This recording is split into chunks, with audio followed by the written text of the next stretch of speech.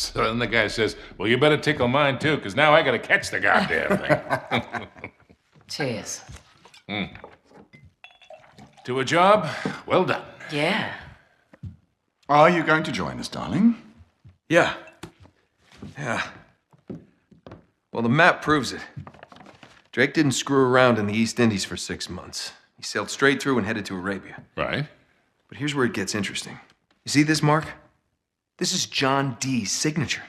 Who the hell's John D? John Dee, one of Queen Elizabeth's closest advisors. Everybody knows that. Yeah, he was a great mathematician and navigator. Okay, way ahead of his time. He's probably the one who invented that. Seriously into the occult. I mean, in like a really creepy, dark Yeah, see, way. he signed all his letters to the Queen with this symbol, meaning he was her eyes. The original 007, you see, look, 007. Not really that relevant. So it was John Dee who sent Drake to Arabia. Yeah, it looks that way. Dee and Elizabeth. And Walsingham. Great, but what for? Well, that's the million-dollar question, isn't it? And this is where T.E. Lawrence comes in. See, before Lawrence became Lawrence of Arabia, Great film. he was an archaeologist. And even when he was just a kid, he was obsessed with history, everything to do with knights and the Crusades. And he traveled all over, documenting every Crusader site he could find. It's all in here. All right, you've lost me completely, kid. What the hell has this got to do with Drake? I'm getting to that. See, after the war, Lawrence said that if he were ever to go back to Arabia, it would be to search for this place he called the Atlantis of the Sands. Now, the legend crops up over and over again under different names. Ubar, Aram of the Pillars, the City of Brass. But the story is always the same. Oh, city of immeasurable wealth, destroyed by God for its arrogance, swallowed forever in the sands of the Rubel Khali Desert. Right here. Well, I like the immeasurable wealth part anyway. And you think this is what Elizabeth and Dee sent Drake after? Oh, yeah. And more importantly, it's what Marlowe is after. So, wait, if Drake was on a mission from the Queen to find this place, why all the secrecy? I mean, it looks like he went to a lot of trouble to hide whatever he found, even from Her Majesty. I don't know. Oh, I'm sorry, what was that? No, hang on a second. Because if you recall, the last time we went halfway around the world searching for a lost city, things got more than a little dicey. Yeah, but this time we have the upper hand. I mean, look, Drake only had half the clues. Lawrence only had half. We have both. And Marlowe has nothing. Small problem. The Rubel Khali Desert, 600 miles across. The Bedouin go around the damn thing. And even if we knew where it was, which we don't, we would die trying to find Just it. hold on. You see these symbols here? Yeah? Looks like Sabaean Sabaean script. script. Right. Look, the Crusaders were searching for the same lost city 1,000 years ago. But out of all the sites Lawrence documented, only 2 are marked with these symbols. One in Syria, the other in France. Oh. No, you 2 are going to Syria. We're heading to France. Look, we track down these clues. We find Lawrence's lost city. I'm sure of it. Well, and then what? How are we going to get across 600 miles of impassable wasteland? It's in the middle of the desert. So technically, it'd be about 300 miles. Look, I don't know. We'll figure it out. We burn that bridge when we get to it, eh? Exactly. What do you say? What the hell? Let's do it.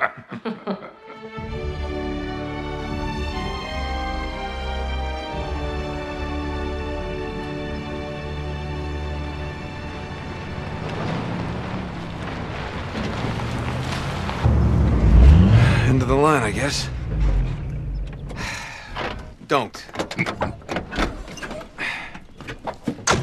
Looks like we're going the rest of the way on foot. What?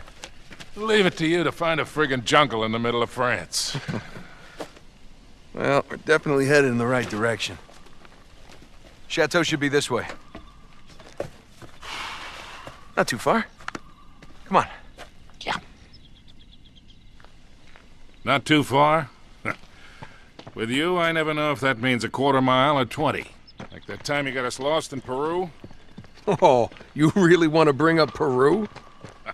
I'm not still holding that over. I was 15, Sully. Should have known when I met you that I'd be in prison within a year.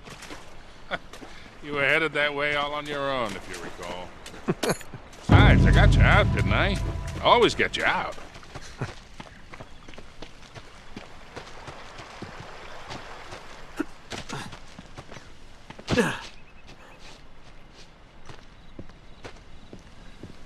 Come on, through here.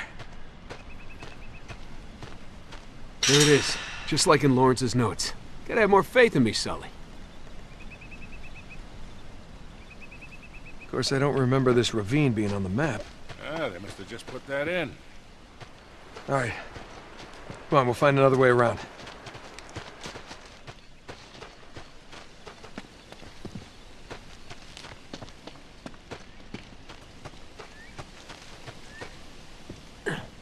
Hey, is that a pan flute?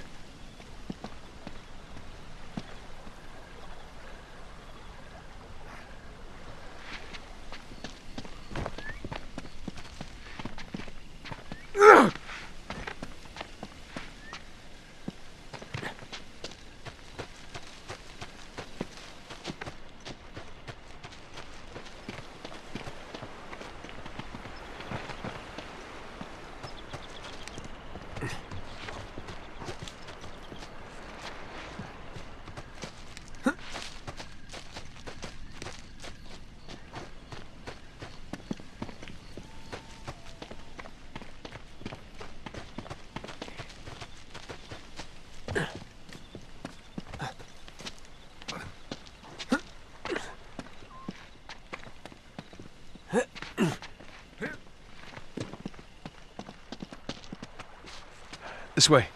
Watch your step. Whew. I don't know, kid.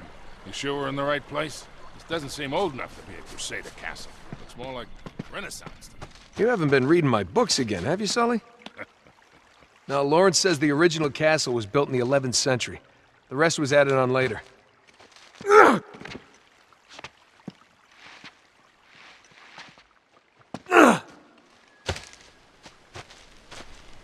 Ooh. Oh, this looks sketchy.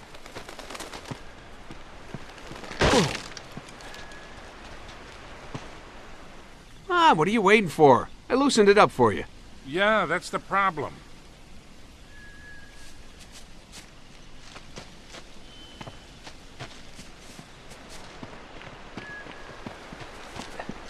Look, Sully, your first car. Oh, man. That's a 1927 Auburn.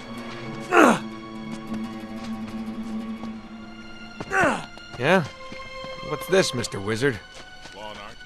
Pretty tacky. Now, the knight who owned this castle, Lord Godfrey, returned from the Crusades in the 12th century. According to Lawrence, all that's left of the original castle is the square keep and the gardens. If Godfrey brought any secrets back from Arabia, that's where we're gonna find him.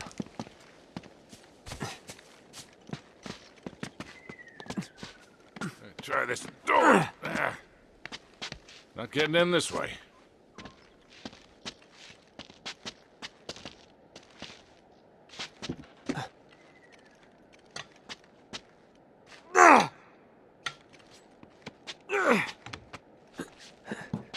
What about that window above you?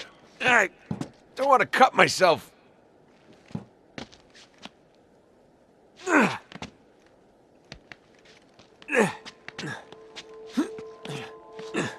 right, nice going, kid. Be right back.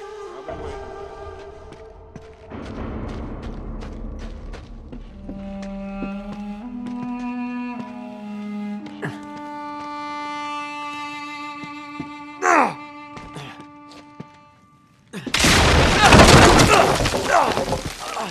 Oh, crap.